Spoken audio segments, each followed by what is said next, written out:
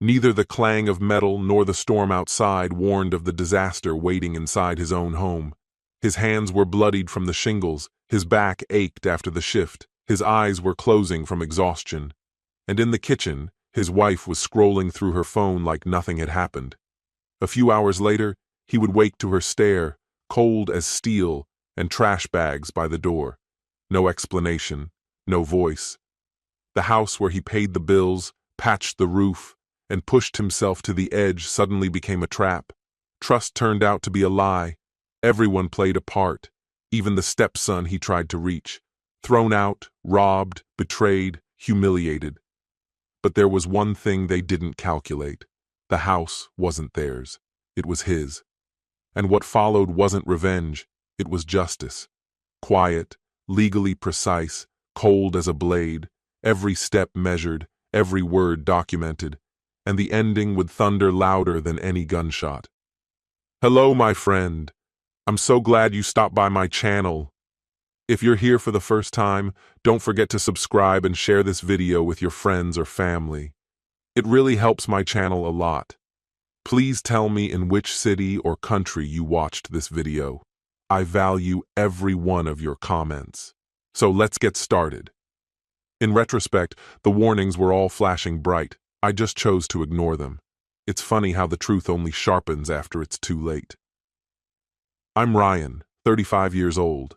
Up until a couple of months ago, I had a wife, Erica, 37, with a teenage son, Carter, from her earlier marriage. From the very beginning, it was clear Carter wanted nothing to do with me. The kid never tried to hide his dislike. I did my best not to let it get under my skin. After all, I was stepping into a role no teenager welcomes. I gave him room, paid more than my fair share of his needs, and told myself I was being a stand-up guy.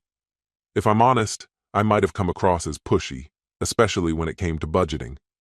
I stressed over expenses and often pressed Erica to dial back on her spending habits. Even so, I wasn't ready for how everything would unravel. The night it all came crashing down had already started on the wrong foot. I'd just clocked out after 12 relentless hours welding on the factory floor. The pounding of metal still rang in my skull. My entire body ached, ankles especially, and all I could think about was sleep. Then, at about 3:30 a.m., my phone vibrated with a message from Erica. Rain's pouring in through the ceiling, living rooms soaked. Fix it. I blinked at the screen, read it again and again while rubbing the sting out of my eyes. Was I pissed? Absolutely. But this was our house. Letting water leak inside could cost us. So, dragging my dead-tired body to the truck, I drove through a storm that sounded like the sky was hurling rocks at the windshield. I cursed the entire ride there. Every red light was a fight not to fall asleep. My back was stiff, eyes barely open. I was running on nothing but fumes. I pulled up just before 4, yanked a ladder from the garage, grabbed some tools, and braced for the chill. Each breath was like smoke as I climbed up into the chaos above. The wind hit me like a slap, and the rain felt like it was coming sideways. I lost count of how many times I nearly slipped off that roof. My palms were shredded from gripping the shingles, blood and water mixing on my skin. After nearly an hour of struggling, I found the problem. A few shingles had come loose. I hammered them back into place, smeared tar over the gaps, and ignored the burning in my hands. By the time I came down, I felt like I'd been in a bar fight. Every part of me throbbed with fatigue, and I could barely keep upright. The only thing I wanted was to collapse into sleep. When I walked inside, Erica was by the kitchen counter, scrolling through her phone. She wore pajama bottoms, looked freshly showered. Meanwhile, I stood there dripping, still soaked from the roof. Leaks patched, I told her, voice dry and hoarse. But we'll probably need someone to check the attic. Might have soaked the insulation. She barely looked up. Okay, she replied, flat as a dial tone. No thank you. No concern. Just nothing. The coldness of it hit harder than the storm. I brushed it off, blaming the late hour or our usual stress over money. I muttered something about sleep and staggered to the bedroom, collapsing face first onto the bed. Didn't even peel off my wet clothes. My final thought before sleep swallowed me. At least that's done. But the real disaster was only just beginning. When I woke up, sunlight was creeping through the blinds. My phone read 9:30 a.m., 4 hours of sleep. Tops. Erica stood over me, arms folded, jaw clenched tight. In the doorway, Carter leaned with a smug look that made my stomach turn. Still groggy and sore from the night before, I sat up. "What's going on?" I rasped, reaching for my phone, my brain foggy with confusion. Something felt off. Then I saw the trash bags. 3 black ones, stuffed to the brim and propped up near the closet. My clothes were spilling out, shirts, jeans, everything. Erica's stare didn't budge. "Get up," she said. "You're out." I blinked in disbelief. "What are you talking about?" "I'm done," she said, calm as ice. "You're holding me back. I'm not doing this anymore. I deserve better, and I found someone who is." Her words were knives, each syllable sharp and final. Then her eyes flicked toward the fridge, where a piece of paper was taped up. From the bedroom, I could make out the large letters spelling my name. The note read, "You're dead weight. Get out. I'm find a real man." That line hit me like a sucker punch. The grammar was bad, but the message was clear. I sat there stunned, numb from the inside out. "What is this?" I asked, voice barely audible. "You still don't get it?" Carter chimed in, chuckling. He tossed my truck keys onto the bed like he was tossing scraps. "Mom says you can cry somewhere else. Don't bother coming back." Then I spotted my wallet, left open on the nightstand, empty. The $200 I'd stashed, gone. My eyes snapped back to them, a wave of anger rising fast. "You took my money?" Erica shrugged, unfazed. Her face didn't change at all. "Shared finances? Spare me," she scoffed, her tone bouncing off the walls like a slap. "I've spent too long cleaning up after you." "Cleaning up after me?" I shot back, my voice betraying the shake in my chest. "I've been the one holding this place together, covering the bills, pulling double shifts, running on fumes." "Spare me the martyr act," she snapped. "I'm done.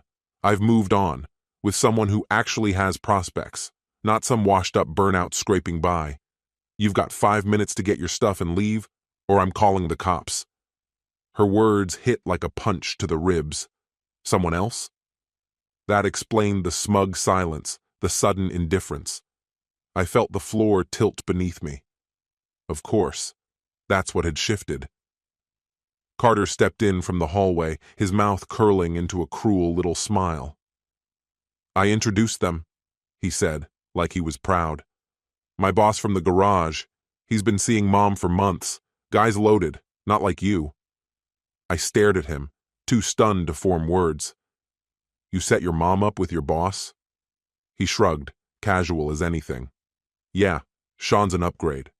If I'd had any fight left, I might have swung, but I was already spent. My left hand still throbbed from patching the roof earlier. I forced myself upright, legs barely cooperating.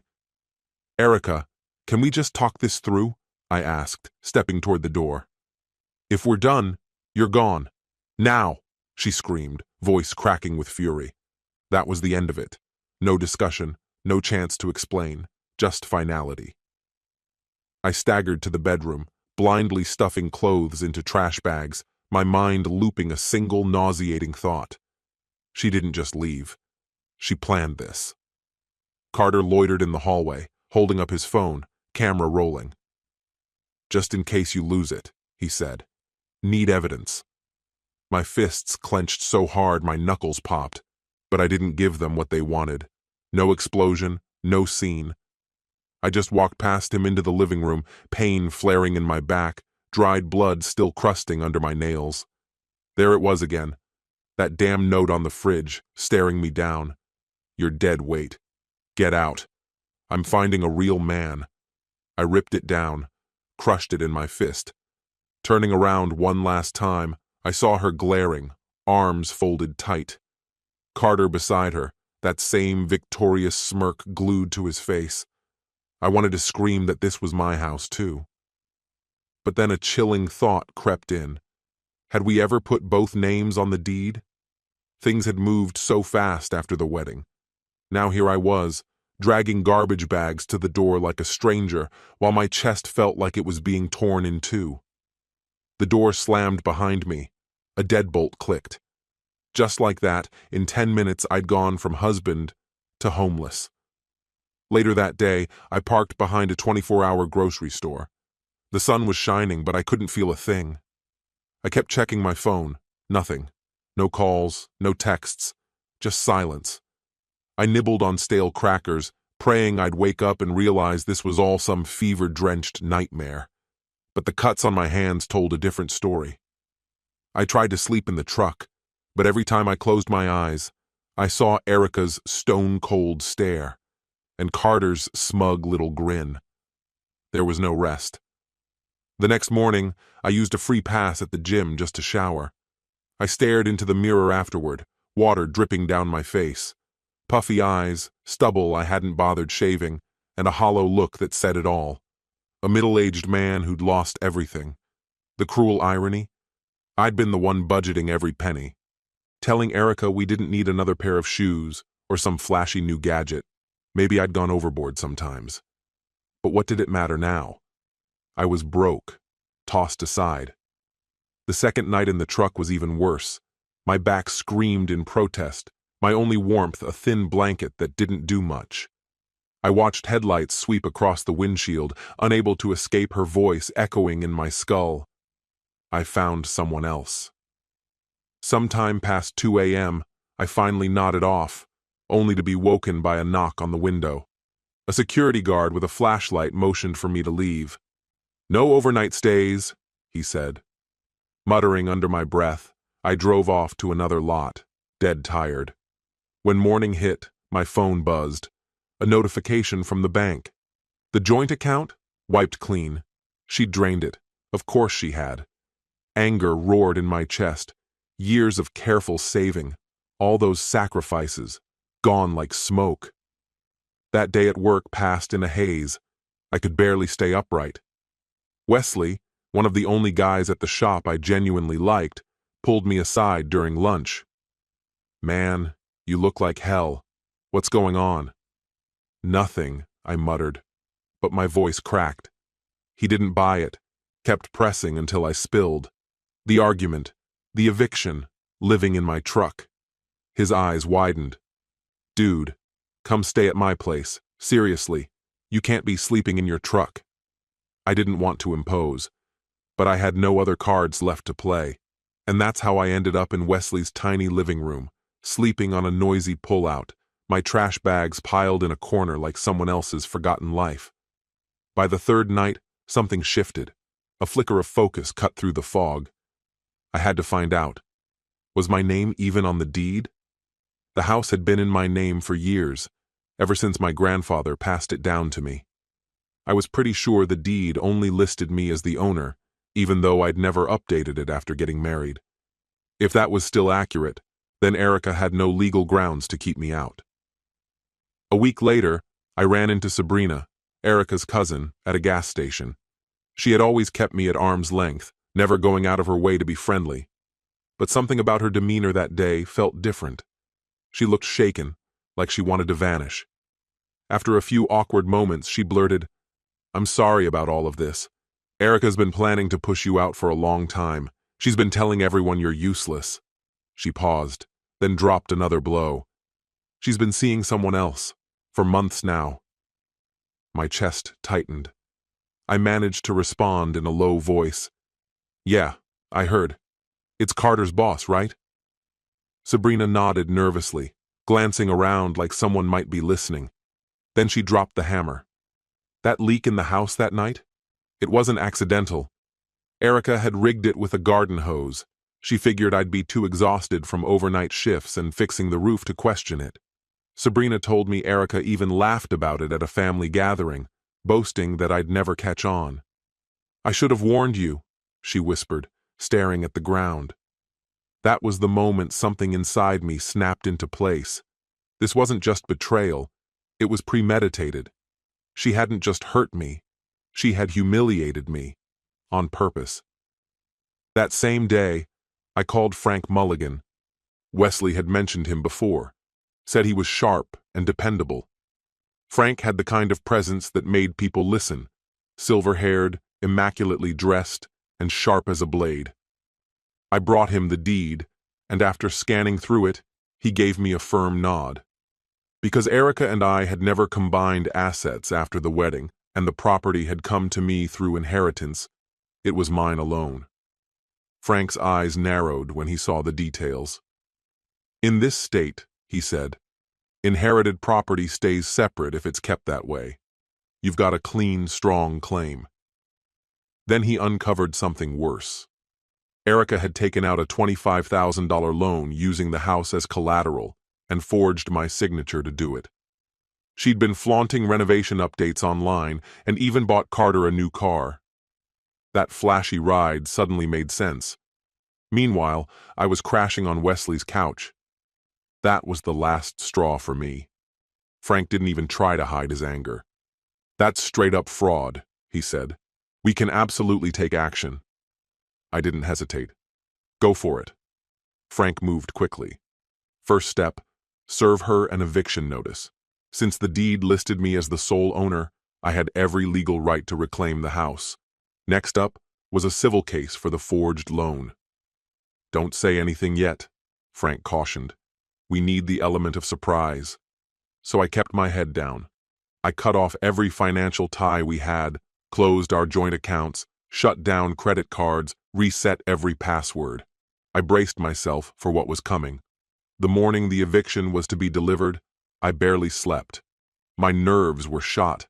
I trailed behind the sheriff's patrol car as it pulled into the driveway, heart pounding so loud it felt like it might burst. Carter opened the door first, wearing gym shorts and looking half asleep, shirtless and bleary-eyed. Erica showed up a few seconds later, wrapped in a robe. Her confusion vanished the moment she saw me, replaced instantly by anger. "What the hell is this?" she snapped, voice already rising. The sheriff remained composed. "Ma'am," he said, "you are being officially evicted. You and your son must vacate the premises within 48 hours. He handed her the paperwork. "This property is legally owned by Ryan. This order is in effect immediately." For a moment, she looked stunned. Then her face turned scarlet with fury. "This is my house," she shrieked. "You can't just throw me out like this." Frank stepped in calmly, unshaken. "Actually, the deed lists Ryan as the sole owner, and we have evidence you committed forgery to take out a loan against the property." He looked her squarely in the eye. "You need to leave." Carter puffed up his chest and marched toward me, face twisted in anger. "Who the hell do you think you are?" he growled. "You think showing up here changes anything?" I didn't flinch. "You both kicked me out," I said, voice like ice. "What you didn't know is that I still legally own this place. It's time for you to go." Erica's face was mottled with rage. She turned to the sheriff, her voice climbing into hysteria. "He's harassing me. He's always tried to control me. This is abuse." The sheriff cut her off, firm and unbothered. "Ma'am, please refer to the eviction order." She snatched the document and scanned it, growing more frantic with every line she read. Then she shot me a glare full of pure hatred. "You worthless piece of garbage," she spat. "I should have left you years ago. Where the hell am I supposed to go now? You can't just—" "You've got 48 hours, the sheriff said, his tone final. "If you're still here after that, we'll return with enforcement." He leaned in, his voice a hiss like a drawn blade. "Don't make this more painful than it needs to be." Carter jabbed a finger toward me, that smug grin crawling back onto his face like a reflex. "You'll come begging when the silence gets too loud," he snarled. "Mom only stayed because she pitied you. You'll wish you'd handled this differently. Just wait." I felt the anger coil tight inside me, but Frank's words echoed in my head. Keep calm, always. I bit down on the fire, forced a cold, measured smile, and locked eyes with him. 48 hours, I said flatly. Whatever's still here after that goes in the trash, including your precious gaming rig, which, by the way, I paid for." He lunged, knuckles white, but the sheriff slid between us, hand resting near his holster. "That's enough," he said, calm but firm.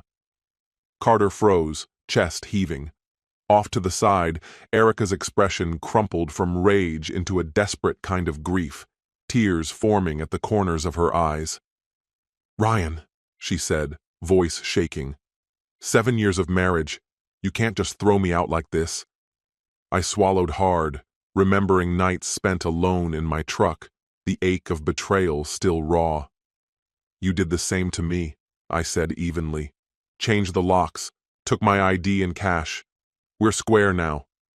I turned and walked away, her curses chasing after me like echoes in a canyon. My chest thudded with a messy beat, part remorse, part relief. But I pushed the guilt down. They made their decisions. Just like clockwork, the flood of messages started that afternoon. Carter and Erica lit up my phone, first with venom, then with pleas, and then back again to threats. I forwarded every one of them to Frank. By the next morning, I had 47 missed calls. Erica's voice messages spun wildly between "you'll pay for this" and "please, Ryan, we've got nowhere else to go." I sent one reply: "All communication goes through my lawyer." Then I blocked her number. Exactly 48 hours after the sheriff's first visit, I returned. Frank rode shotgun, and the sheriff followed close behind in his cruiser. My palms stuck to the steering wheel. I hated the drama, but I needed closure. To my surprise, a U-Haul sat parked in the driveway. Erica stood on the porch, eyes swollen from crying. She looked at me with a venom that nearly made me flinch. Whatever sympathy I might have had evaporated. "You son of a bitch," she hissed as I passed. I didn't answer. I walked inside, needing to assess the damage for myself. It was worse than I had imagined. Shattered glass littered the floors, furniture flipped over, the walls stained with patches of half-finished paint. The kitchen cabinets had been torn off their hinges, like some angry project begun out of spite, never meant to be finished. The sheriff reminded them that nothing bolted down could be taken. Appliances, light fixtures, those stayed. "They're mine," Erica snapped, gesturing toward the stove. She knew better. We both did. Those appliances were bought with money she stole, opened a loan in my name without me knowing. She had no legal claim to any of it. I poked through drawers and closets, looking for anything meaningful they might have taken. A few sentimental items were missing, family photos, small keepsakes, probably taken out of spite. But the foundation, the bones of the house, remained. That was something, at least. Still, 5 open holes punched through the drywall turned my stomach. Rage and sadness battled inside me like a storm. I stepped out into the fresh air.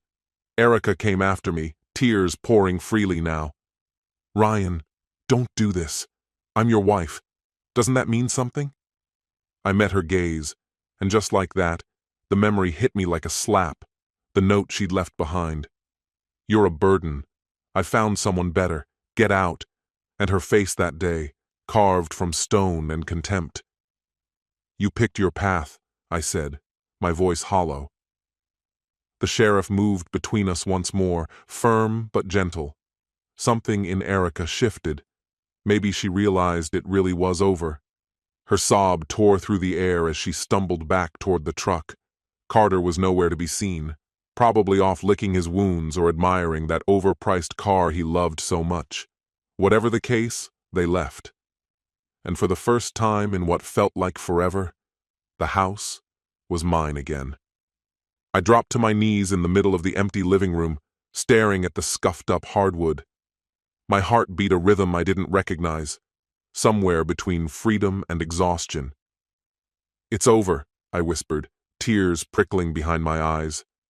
The silence rang louder than any shout. I pulled out my phone and called Wesley.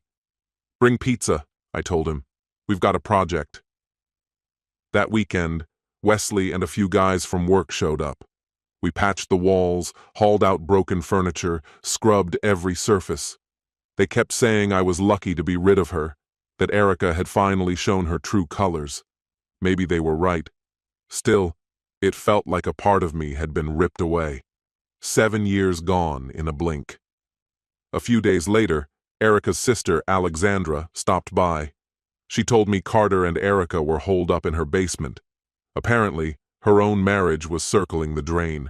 Her husband, Stetson, was a control freak, making life miserable for everyone under that roof. I raised an eyebrow. So much for Erica's dream life. Now she was stuck under the thumb of someone even more toxic than me, if that was possible. Alexandra said she wanted out too. I gave her a list of resources, helped connect her with a local women's shelter.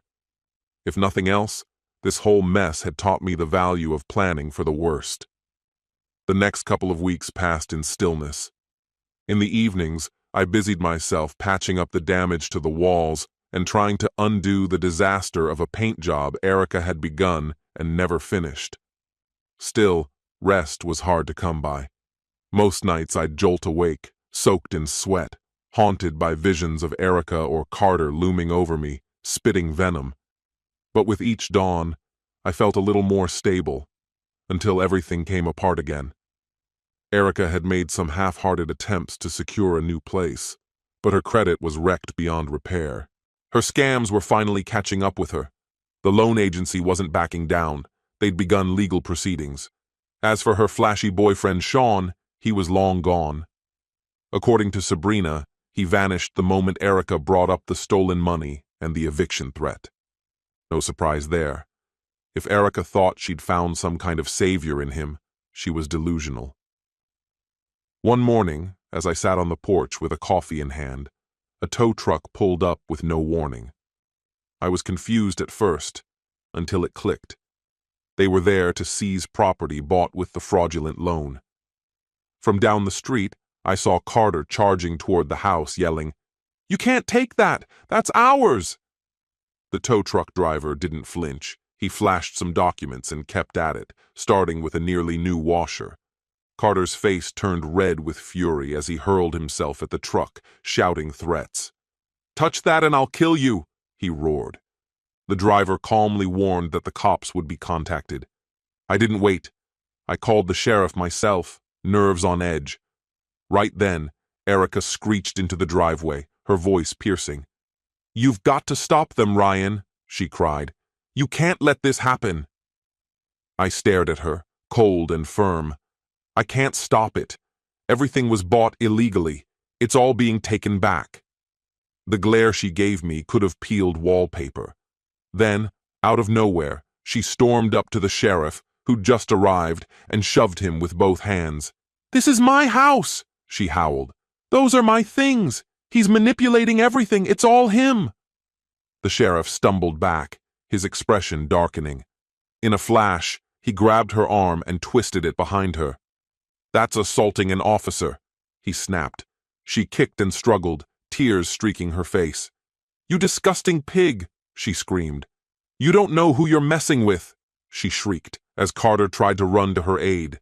But 2 deputies jumped in and pinned him quickly. The scene devolved into a chaotic mess, with Erica face down in the dirt, hands cuffed behind her back. It wasn't just ugly, it was tragic. She kicked and flailed, shouting, "Get off me! You'll pay for this!" But the officers didn't flinch. I stood frozen, emotionless, watching as they lifted her up and shoved her, still yelling and spitting, into the back of a squad car. Later, I heard she spent a couple of nights in jail before someone bailed her out. There was a time I might have felt sorry for her. But now, all I felt was an empty ache in my chest. She made her choices. Now she was paying the price. You'd think that getting locked up, losing her home, and being dumped by her boyfriend would be a wake-up call. But she just didn't get it. I changed the locks, installed a new security system. Still, sleep was elusive. I had this persistent sense of being watched. I tried to convince myself it was just nerves, until one night, just after 2 a.m., the sound of glass breaking jolted me upright. Heart pounding, I leapt from bed and opened my bedside drawer. My fingers closed around my Magnum revolver. I was shaking as I stepped into the hallway. Downstairs, Muffled voices echoed, tense, whispering fast. I flicked on the flashlight mounted to the gun. Each step creaked as I made my way down. My breath caught in my throat. In the living room stood Erica and Carter, rifling through my things. The back window was shattered, shards glittering on the floor. Carter gripped a crowbar. Erica was tearing open drawers like she was searching for something. Maybe cash, maybe documents. Who knows? "Don't move," I shouted, the flashlight beam locking on them. My hands were trembling so violently I thought I might drop the gun. Erica spun toward me, eyes wide, hair a tangled mess. She looked feral, like a cornered animal. "Ryan," she gasped, "please just lower the gun." "We only came to grab some personal stuff I left," she pleaded. I laughed, sharp, hollow, humorless. The adrenaline made my chest tighten. "At 2 in the damn morning, with a crowbar, you smashed my window." Carter stepped closer, raising the tool. "Hand over the money," he snarled. "We lost everything because of you.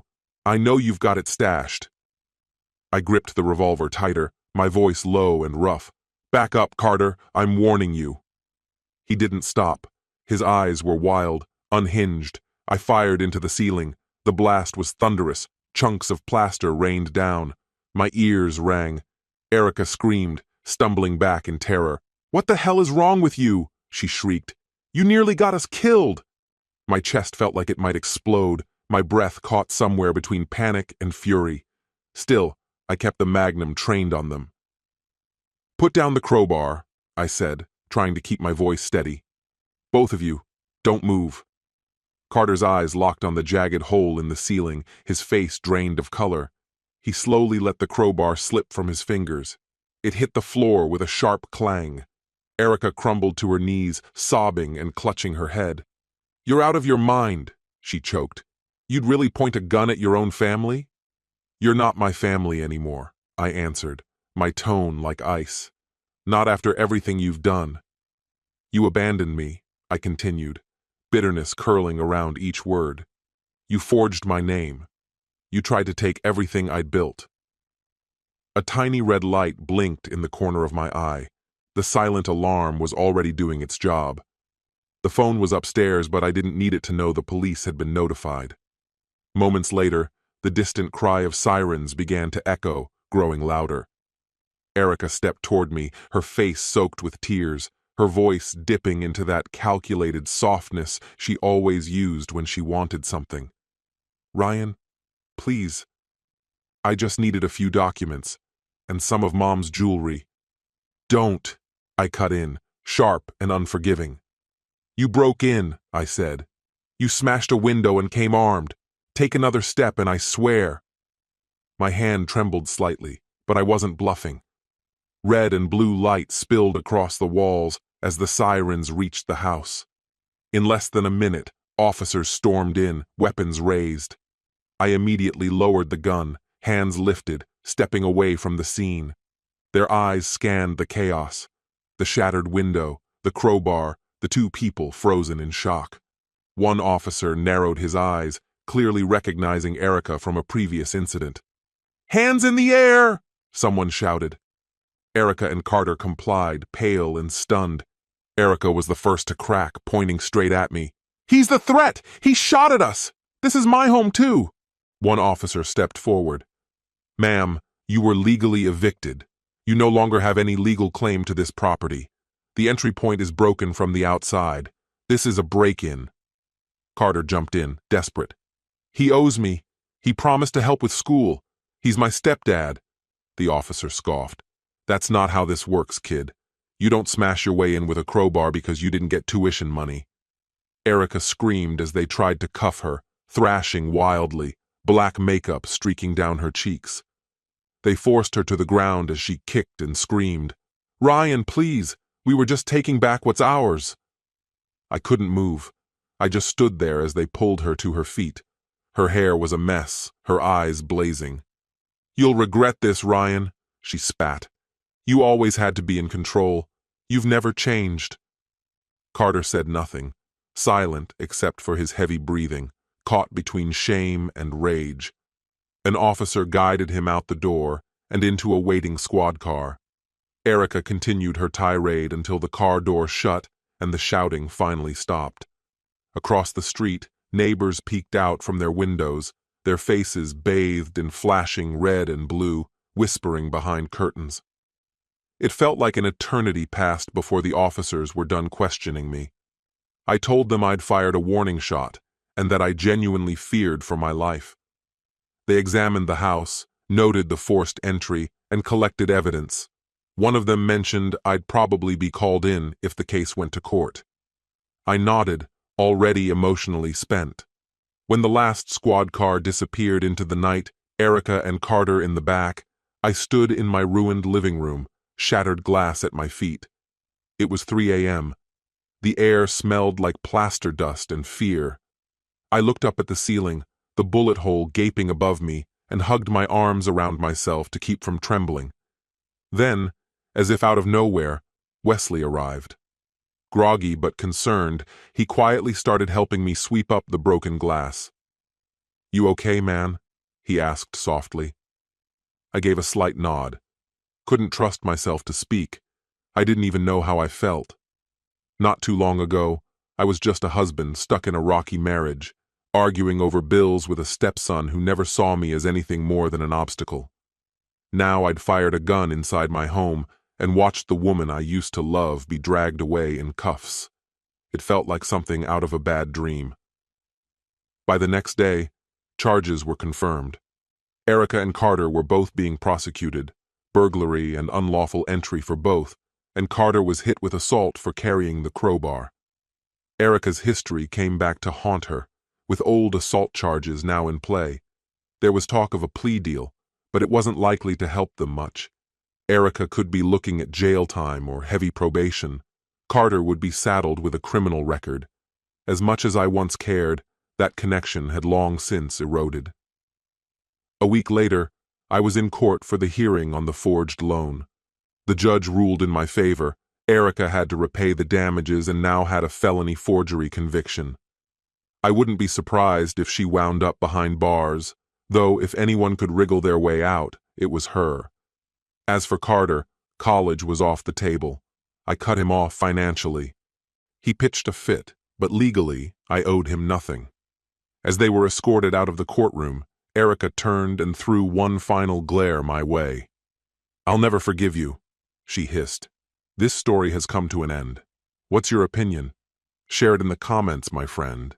And if you like this story, check out other exciting videos on my channel. I'll say goodbye until the next video. See you.